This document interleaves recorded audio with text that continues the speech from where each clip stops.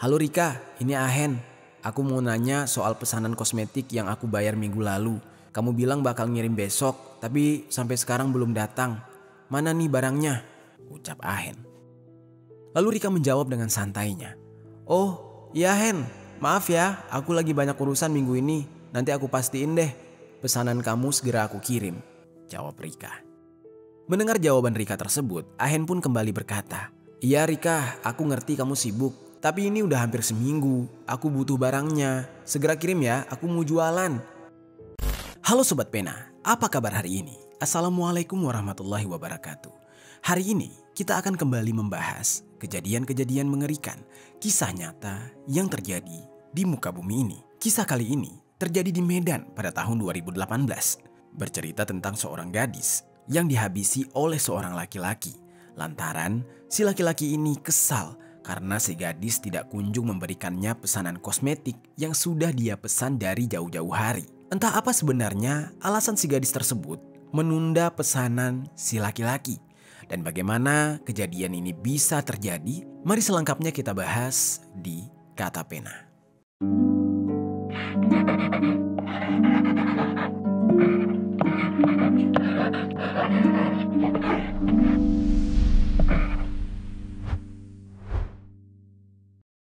Kamis sore, Polrestabes Medan merilis penangkapan pelaku sadis wanita bernama Rika usia 21 tahun yang jasadnya dimasukkan ke dalam kardus.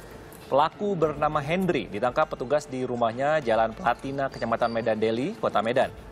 Sebelum kita mulai ke ceritanya, jangan lupa untuk subscribe channel ini dan bagikan video ini ke teman-teman kalian. Cerita ini dibuat berdasarkan berita yang sudah beredar dan diterbitkan oleh beberapa media publik yang aku sajikan dan aku rangkum dalam bentuk alur cerita. Kita mulai ceritanya. Jadi di sebuah daerah, tepatnya di kota Medan, hiduplah seorang gadis cantik yang bernama Rika Karina. Usianya sudah 21 tahun. Rika ini adalah anak dari pasangan suami istri yang bernama Sarina dan Suhali. Menurut keluarganya, Rika dikenal sebagai gadis yang pemalu dan juga pendiam. Dia jarang berbaur dengan orang-orang sekitar dan bahkan terhadap keluarganya sendiri. Rika ini sangat tertutup dan jarang sekali berbicara atau bercerita, apalagi tentang kehidupan pribadinya. Namun meskipun tertutup, Rika dikenal sebagai sosok yang ceria, yang mana hal ini terlihat dari beberapa postingannya di akun Facebook pribadinya, yang mana dia selalu membagikan kegiatannya melalui foto-foto yang terlihat menyenangkan bagi orang-orang. Selain itu, Rika juga dikenal sebagai gadis yang tangguh dan juga pekerja keras, baik dan juga tekun. Setiap harinya, dia ini bekerja sebagai distributor kosmetik yang berjualan di Millennium Plaza. Di tempat kerjanya tersebut, teman-teman Rika mengatakan bahwa dia adalah sosok gadis yang tidak neko-neko. Sebagai seorang distributor, Rika ini memiliki beberapa rekan bisnis yang membantunya dalam pekerjaan. Salah satunya adalah Hendrik alias Ahen, seorang pria berusia 31 tahun yang tinggal di Jalan Platina, Perumahan Lori, Medan Deli. Ahen ini bekerja sebagai reseller kosmetik yang menjual barang dagangannya secara online. Lalu hubungan bisnis antara Ahen dan Rika selama ini berjalan dengan lancar. Bahkan diketahui bahwa Ahen sudah berkali-kali mengorder kosmetik dari Rika untuk dipasarkan lagi secara online. Melalui kerjasama tersebut, Rika dan Ahen berhasil membangun hubungan bisnis yang saling menguntungkan. Ahen ini sering sekali melakukan transaksi dengan Rika, yang mana pada tanggal 31 Mei tahun 2018, Ahen kembali melakukan transaksi dengan Rika lagi, seperti yang sering dia lakukan. Namun kali ini, Ahen menyerahkan uang tunai sebesar 4,2 juta rupiah kepada Rika untuk memesan kosmetik. Dan transaksi tersebut dilakukan di Millennium Plaza, tepatnya di lapak milik Rika. Rencananya, kosmetik itu akan dijual secara online seperti biasa. Dan saat Ahen menyerahkan uang, Rika di saat itu berjanji akan segera memberikan kosmetik yang dipesan oleh Ahen tepat pada keesokan harinya. Namun sobat, ternyata keesokan harinya, Rika belum juga mengirim pesanan Ahen tersebut, sementara Ahen sudah harus berjualan. Lalu singkat cerita, setelah menunggu berhari-hari, pesanan itu tidak kunjung tiba. Ahen pun merasa gelisah dan memutuskan untuk menghubungi Rika lagi, melalui sambungan telepon untuk membahas masalah ini. Di saat itu, terjadilah percakapan kurang lebih seperti ini. "Halo Rika, ini Ahen. Aku mau nanya soal pesanan kosmetik yang aku bayar minggu lalu. Kamu bilang bakal ngirim besok, tapi sampai sekarang belum datang. Mana nih barangnya?" ucap Ahen. Lalu Rika menjawab dengan santainya, "Oh, iya Hen. Maaf ya, aku lagi banyak urusan minggu ini. Nanti aku pastiin deh. Pesanan kamu segera aku kirim," jawab Rika. Mendengar jawaban Rika tersebut, Ahen pun kembali berkata, "Iya Rika, aku ngerti kamu sibuk. Tapi ini udah hampir seminggu. Aku butuh barangnya. Segera kirim ya, aku mau jualan." Dan Rika kembali menjawab, Iya aku ngerti. Aku minta maaf banget. Pokoknya besok aku pastikan barang kamu bakal aku kirim. Ada kendala di supplier jadi agak sedikit terlambat," ucap Rika beralasan. "Aduh, kalau gini terus, aku mau kita ngobrolin soal ini langsung aja ya Rik. Kita ketemu deh tanggal 5. Pokoknya harus ketemu." Lalu Rika mengiyakan ajakan dari Ahen dengan berkata, "Ya udah, oke kalau gitu."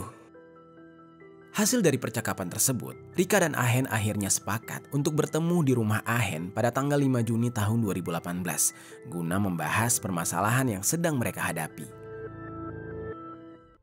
Pada hari yang telah mereka tentukan tersebut, yaitu tanggal 5 Juni tahun 2018, sekitar jam 11 malam, Rika pun mulai berangkat dari Millennium Plaza. Di saat itu dia mengendarai sepeda motornya dengan sangat cepat menuju ke rumah Ahen. Dia berusaha untuk segera menyelesaikan permasalahan yang membuatnya gelisah. Setibanya dia di rumah Ahen, Rika langsung disambut dengan amarah yang tidak terduga dari Ahen. Dia merasa telah ditipu oleh Rika karena kosmetik yang dia pesan belum juga datang. Di saat itu, dengan nada tinggi dan wajah penuh amarah, Ahen pun mulai marah-marah serta menuduh Rika telah menipunya. Dan dia mengatakan kalau Rika tidak jujur dalam menjalankan usaha. Ahen pun marah besar dengan berkata, "Rika, kamu kok gini ya ke aku? Kok bisa kamu setega ini?" seru Ahen dengan nada marah. Lalu dia kembali berkata, "Kamu udah terima uangnya, tapi pesanan kosmetikku kok nggak kamu kirim? Apa kamu sengaja nipu aku?" Rika yang pada awalnya datang dengan niat baik untuk menyelesaikan permasalahan, di saat itu, dia langsung merasa tersinggung dengan tuduhan tersebut dan dia pun tidak bisa menahan emosinya, lalu lantas membela diri. Dia bilang, Hen, aku gak pernah niat nipu ya. Ada masalah sama pengiriman barang, aku udah berusaha buat ngatasin. Tapi kamu gak bisa langsung nuduh aku kayak gini lah. Gila apa kamu ya?" jawab Rika dengan nada tinggi dan mencoba menjelaskan situasinya. Namun ternyata penjelasan dari Rika ini tidak membuat Ahen tenang. Mereka berdua pun akhirnya terlibat adu mulut dan semakin memanas. Di saat itu Ahen berkata, "Udah gak usah alasan, uangku udah kau terima, tapi barangnya gak ada. Apa kau pikir aku bodoh?" Dan Ahen di saat itu semakin keras menekan Rika. Rika yang merasa diperlakukan tidak adil, dia pun semakin marah. Dia berkata, "Kamu gak tahu apa-apa sama kesulitan yang aku hadapi. Pokoknya aku udah berusaha sebaik mungkin, tapi gak semuanya bisa berjalan sesuai rencana. Jangan seenaknya nuduh-nuduh." Di saat itu, Rika justru sebaliknya marah-marah terhadap Ahen. Bukannya mengerti dengan situasi, tetapi dia justru semakin memperkeruh. Pertengkaran mereka pun terus berlanjut dengan keduanya saling melempar kata-kata tajam. Emosi mereka yang sama-sama memuncak membuat situasi semakin tidak terkendali. Di tengah pertengkaran tersebut yang semakin memanas, Ahen yang tidak mampu mengendalikan emosinya langsung dengan tiba-tiba melakukan tindakan kasar terhadap Rika.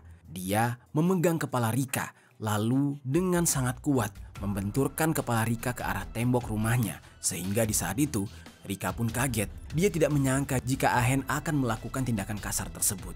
Seketika Rika pun ambruk, merasa sangat kesakitan akibat kepalanya yang dibenturkan ke tembok.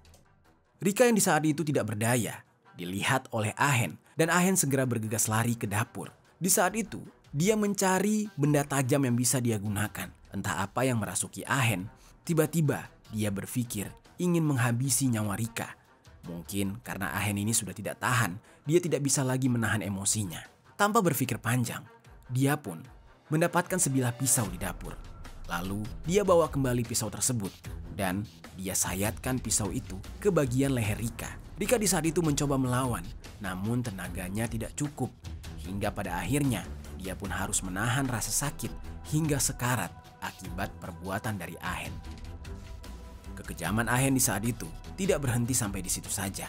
Dia kemudian langsung menyayat urat nadi di pergelangan tangan rekan bisnisnya tersebut hingga Rika tewas seketika. Cairan merah menyembur dari tubuh Rika, membasahi tubuh Ahen dan membanjiri lantai rumah tersebut. Melihat Rika yang sudah terbujur kaku dan berlumuran cairan merah, Ahen di saat itu seketika sadar apa yang sudah dia lakukan tersebut adalah sebuah kesalahan besar. Dan dia pun mulai panik sampai pada akhirnya memutuskan untuk mencari cara menghilangkan jejak. Dia pun kemudian memasukkan tubuh Rika ke dalam sebuah tas belanjaan. Di saat itu dia berusaha sedemikian rupa melipat-lipat tubuh Rika agar muat masuk ke dalam tas belanjaan tersebut. Setelah muat dimasukkan ke sana, lalu tas berisi jasad tersebut dimasukkan ke dalam kardus berukuran besar dan tidak lupa langsung direkatkan menggunakan sebuah lakban.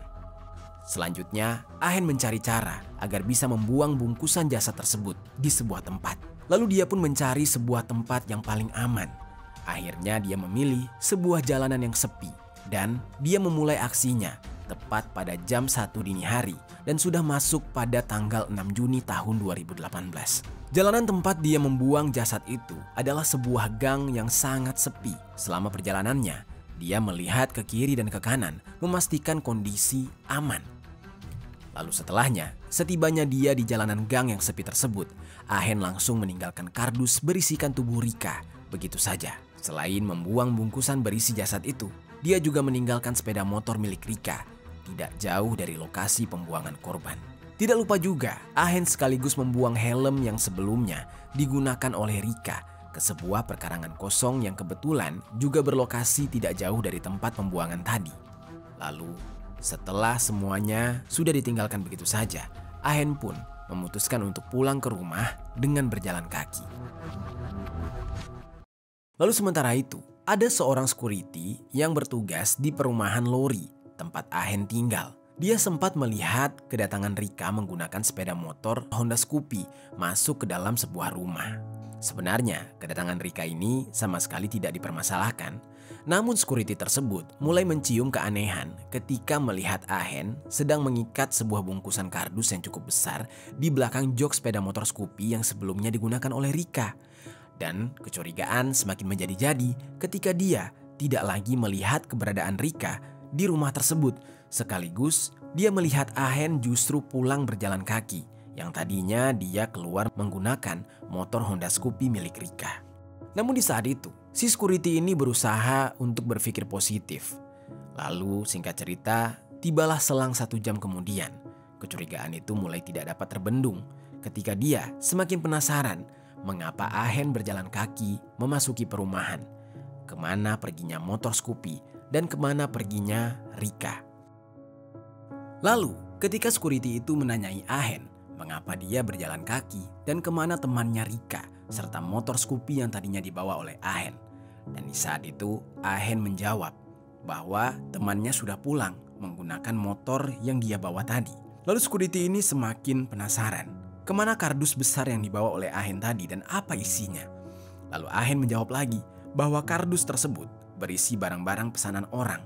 Lalu sontak di saat itu, security yang masih curiga, namun tidak bisa bertanya banyak dan tidak bisa ikut campur terlalu jauh, akhirnya lebih memilih untuk membiarkan Ahen pergi. Karena dia tidak berani banyak-banyak bertanya, dia tidak memiliki banyak bukti. Lalu singkat cerita, security yang masih penasaran ini semalaman kepikiran dengan hal itu. Tibalah keesokan harinya, tepat pada pagi hari. Di sekitar lokasi tempat Ahen membuang jasad Rika, ada seorang warga yang kebetulan sedang lewat. Tiba-tiba dia melihat adanya sebuah kardus yang sangat besar dan dia merasa curiga dengan kardus tersebut yang tergeletak begitu saja. Selain itu, tidak jauh dari sana juga ditemukan sebuah sepeda motor yang sepertinya ditinggalkan begitu saja di pinggir jalan. Merasa penasaran, warga ini pun berusaha untuk memeriksa apa isi kardus itu dan mengapa kardus ini sepertinya terlihat dikerubungi oleh lalat. Dia sempat menggoyang-goyangkan kardus tersebut. Namun saat itu, menurutnya, kardus itu sepertinya terlalu berat. Karena merasa ada yang tidak beres, Dia pun melaporkan penemuannya tersebut kepada warga yang lain. Warga yang mendengar kabar itu akhirnya berkumpul di sana. Mereka saling berbisik-bisik melihat ke arah kardus yang misterius terletak di pinggir jalan ini. Salah seorang petugas desa di saat itu dengan beraninya berusaha untuk memeriksa kardus itu dan dengan hati-hati mencoba untuk membuka perakatnya satu demi satu untuk bisa mengintip ke dalam. Singkat cerita, dibukalah kardus tersebut dan ketika kardus itu terbuka, terlihatlah pemandangan yang sangat mengerikan. Sesosok jasad wanita terbujur kaku di dalamnya, memakai tank top berwarna hitam dan celana merah marun. Para warga yang melihat seketika berteriak ketakutan. Beberapa dari mereka bahkan mundur dan terbirit-birit. Penemuan ini segera dilaporkan kepada pihak kepolisian yang bergegas menuju ke lokasi untuk memeriksa kebenaran laporan tersebut. Polisi yang tiba di lokasi segera mengamankan TKP dan membawa jasad tersebut ke rumah sakit terdekat untuk diidentifikasi dan autopsi. Berdasarkan pemeriksaan dokter forensik, terungkaplah bahwa korban adalah Rika Karina, seorang gadis berusia 21 tahun yang bekerja sebagai distributor di salah satu mall yang ada di kota tersebut. Di tubuhnya ditemukan luka tusukan sebanyak 7 kali, tepat di bagian leher, dan dinyatakan dia ini meninggal akibat kehabisan cairan merah. Kematian tragis ini segera menjadi berita besar dan menggemparkan kota Medan. Setelah itu, pihak kepolisian melakukan olah tempat kejadian perkara, serta pihak kepolisian juga mengumpulkan keterangan dari para saksi. Rekaman CCTV di sekitar lokasi diperiksa dengan teliti untuk menemukan petunjuk siapa pelaku di balik eksekusi ini. Dan dalam rekaman CCTV terlihat jelas bahwa motor yang digunakan oleh korban itu sempat masuk ke perumahan Lori. Dan di saat itu terlihat juga di CCTV bahwa sepeda motor tersebut keluar dibawa oleh seorang pria yang bernama Henry alias Ahen dengan menenteng sebuah kardus besar. Dan kardus tersebut adalah kardus yang membungkus jasad dari Rika yang ditemukan oleh warga. Penyelidikan pun mengerucut kepada Ahen setelah seorang security komplek menceritakan secara detail gelagat aneh yang dia lihat. Security tersebut melihat Ahen membawa sebuah kardus besar keluar dari rumahnya pada malam kejadian itu. Dan kemudian Ahen dikatakan kembali tanpa membawa apapun. Keterangan ini semakin membuat polisi yakin bahwa Ahen terlibat di dalam kasus tersebut. Tim gabungan dari Polsek Medan Barat dan unit Jatanras Polda Sumut segera bergerak untuk mengamankan Ahen di rumahnya. Dan di saat itu dilakukanlah penggerbekan. Saat Ahen ditangkap, Ahen ini sempat melakukan perlawanan, yang mana akhirnya hal tersebut memaksa polisi harus menembak kakinya di bagian kanan untuk bisa melumpuhkan dia. Lalu rumahnya pun digeledah, dan dalam penggeledahan tersebut polisi menemukan beberapa barang bukti termasuk sebilah pisau, celana jeans yang diyakini milik Rika, jaket, serta uang tunai sebesar 2,7 juta rupiah dan 2 unit handphone. Pada akhirnya, Ahen pun digiring ke kantor polisi untuk penyelidikan lebih lanjut. Di dalam interogasi yang intensif, Ahen pun akhirnya mengakui semua perbuatannya. Dia mengaku kalau selama ini dia merasa ditipu oleh Rika karena pesanan kosmetik yang dijanjikan tidak kunjung tiba, padahal dia sudah membayar. Dan aksi penghilangan nyawa tersebut menurut Ahen tidak dia rencanakan. Awalnya mereka hanya sepakat untuk bertemu untuk membahas pesanan kosmetik yang bermasalah ini. Lalu ketika mereka bertemu, Ahen mengatakan diskusi mereka menemukan jalan buntu yang pada akhirnya membuat Ahen naik pitam lalu memutuskan untuk menghabisi nyawa Rika. Atas perbuatan yang dilakukan oleh Ahen, dia akhirnya dijerat dengan pasal 330 KUHP tentang penghilangan nyawa, dan sidang kasus ini pertama kali digelar di Pengadilan Negeri Medan pada tanggal 19 Februari tahun 2019. Majelis hakim di saat itu menjatuhkan vonis hukuman penjara selama 14 tahun kepada Henry alias Ahen karena terbukti secara sah dan meyakinkan kalau dia melakukan tindak pidana penghilangan nyawa. Kejadian tragis ini menjadi luka yang mendalam bagi pihak keluarga Rika. Air mata sang ibu yang bernama Sarina tidak bisa terbendung lagi. Dia terlihat murung, menunjukkan betapa dalamnya kesedihan yang dia rasakan. Sementara itu, ayah Rika yang bernama Suhali juga tampak memaksakan diri untuk bersikap tegar di hadapan para warga yang datang untuk melayat. Meskipun dari raut wajahnya tergambar betapa dia kehilangan sosok putri bungsunya yang selama ini ikut membantu perekonomian keluarga.